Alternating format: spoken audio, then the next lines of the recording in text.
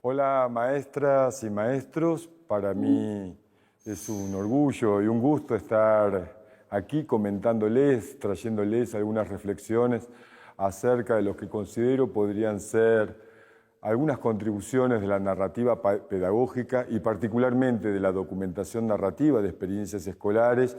La narrativa pedagógica en realidad tiene una larga historia, ¿no? La misma pedagogía se forjó narrativamente. Grandes pedagogos construyeron su diario pedagógico a partir de relatos y de historias, ¿no? Podríamos nombrar muchos ejemplos de pedagogos que construyeron su saber a partir de contar historias.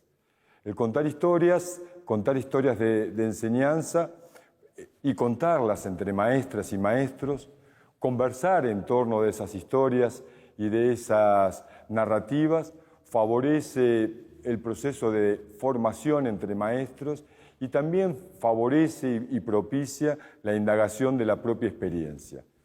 La idea es relativamente sencilla, aunque compromete la responsabilidad pedagógica de los docentes en cada ámbito escolar.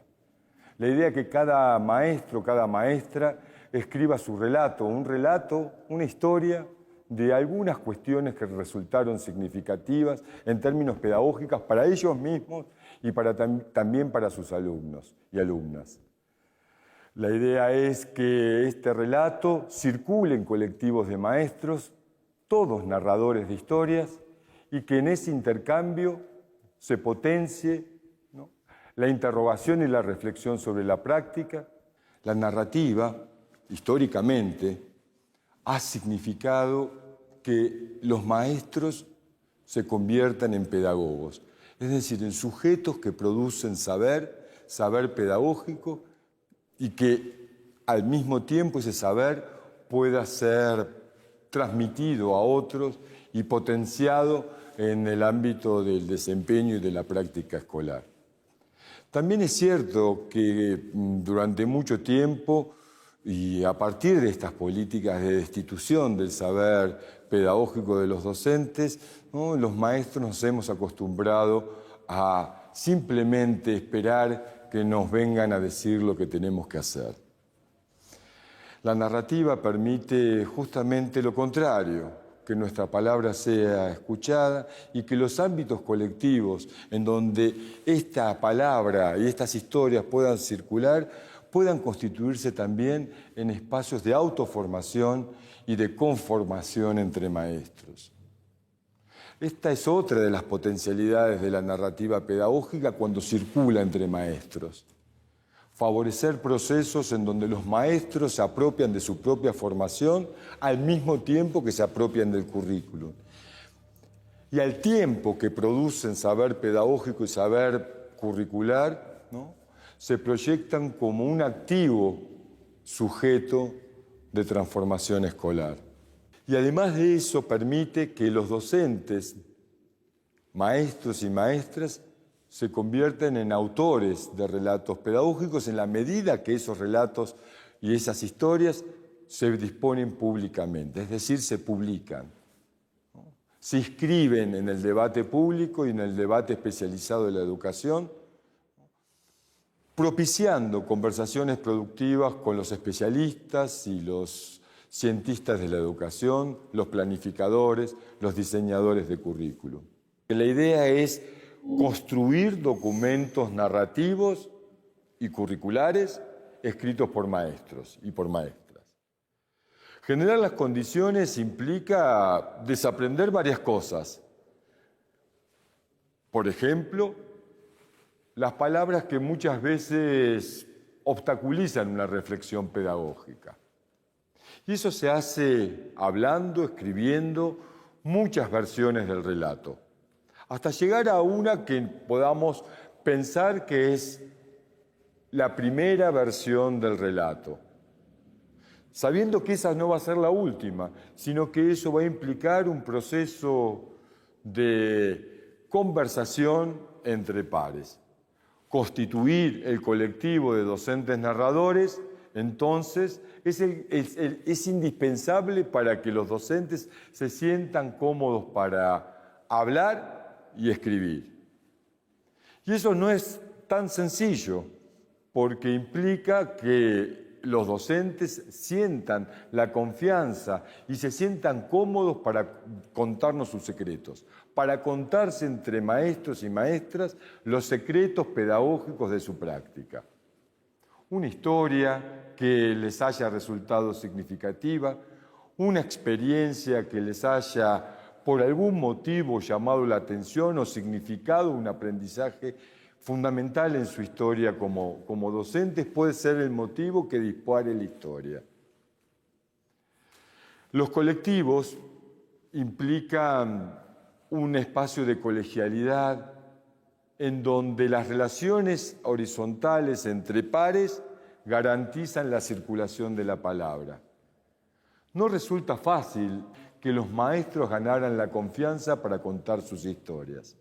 La presencia del otro maestro, de la otra maestra, resulta fundamental y la escucha de ese maestro y de esa maestra resulta indispensable para que esa primera versión del relato vaya creciendo y se vaya tornando cada vez más significativa en términos pedagógicos. Entonces, lo primero es la constitución de los colectivos.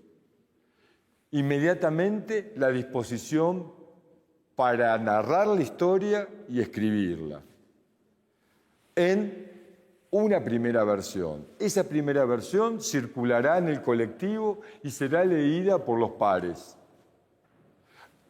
También el docente que narra tendrá la oportunidad de leer los relatos de sus colegas. Y en ese ir y venir de los relatos, incrementar la potencialidad del propio relato respecto del colectivo, ¿no? Alimentándose con la palabra y las reflexiones de los pares, pero garantizando que el docente narrador tome las decisiones respecto a su propio escrito. Él y ella son los autores del relato, los propietarios intelectuales de esa historia, los narradores y escritores de esa historia. Por supuesto, las contribuciones, los comentarios de los pares enriquecerán su escrito, pero siempre el autor del relato, el propietario de la historia, el que se autoriza en ese colectivo como autor del relato, es el docente narrador. Esto se hace varias veces, mediado por un coordinador o por un moderador de la dinámica grupal, que garantice que los relatos circulen, que sean leídos, que sean comentados y que sean dispuestos en conversación pedagógica. Cada versión de relato entonces está mediada por la lectura, el comentario y la conversación entre pares. Y así, en un proceso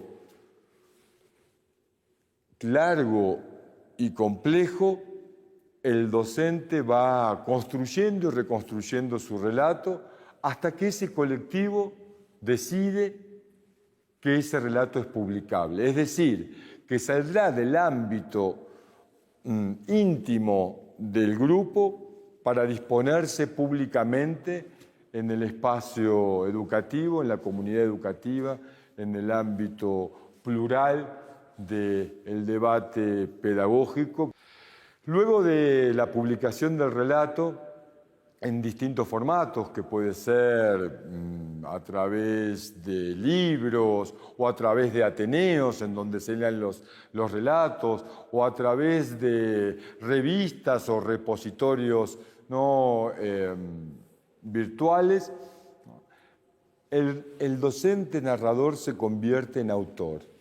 Y fíjense qué interesante, su producción intelectual y pedagógica, ¿no?, ratifica su autoría del relato. Lo constituye en autor de pedagogía y no tan solo en receptor de recetas construidas por otros. Y se pueden generar a partir de ahí distintos circuitos de circulación de esa palabra escrita, de esas historias narradas y de esos documentos curriculares de primer orden, ¿no? Favoreciendo también a la idea del currículum, para entenderlo no solamente como una prescripción para la enseñanza o una selección, organización y secuenciación de contenido, sino revitalizando el currículum a partir de experiencias vividas en las escuelas. El currículum de México contada, narrado por sus fundamentales protagonistas, los maestros y las maestras que a través de su trabajo cotidiano hacen la escuela. Tal vez a través de las narrativas pedagógicas, de los documentos narrativos de experiencias pedagógicas escritos por los maestros, podamos imaginar otro currículum y otra escuela. Por supuesto, a partir de esas historias, ¿no? También, ¿no? Se genera un compromiso indispensable entre los maestros y las maestras y las políticas educativas. Ya no son solo objetos de políticas, sino activos constructores de política curricular. El currículum ya deja de ser una prescripción, o tan solo una prescripción, y se convierte en una materia viva, en una letra viva, ¿no? Que no solamente plantea horizontes, sino que reconoce el esfuerzo de quienes lo hacen cotidianamente en la escuela.